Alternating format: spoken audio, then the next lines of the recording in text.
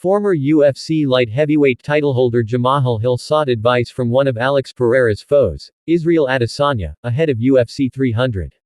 Hill will face Pereira in his long-awaited return to the Octagon in the UFC 300 main event. He returns after winning the then-vacant belt over Glover Teixeira at UFC 283, suffering an Achilles injury, and then vacating the title.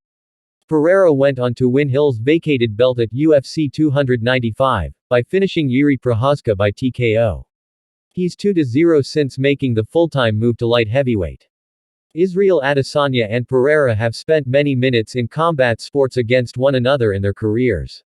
After fighting twice in kickboxing, they've squared off another 2 times in the UFC. Adesanya has a lot of experience with dealing with Pereira's skill set, and Hill sought his counsel ahead of UFC 300. During a recent interview with Kevin Iole, Hill revealed that he and Adesanya met in the middle of his UFC 300 camp. 100%. He provided some great insight, Hill said.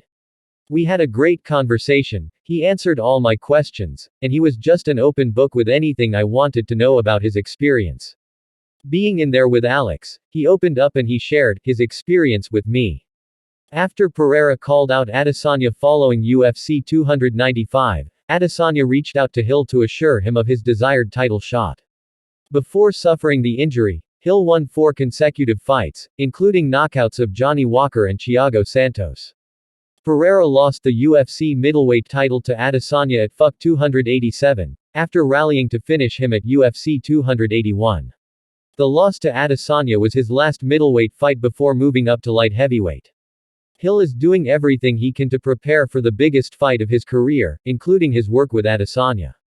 We're days away from finding out if Adesanya's advice helps earn Hill a victory at UFC 300.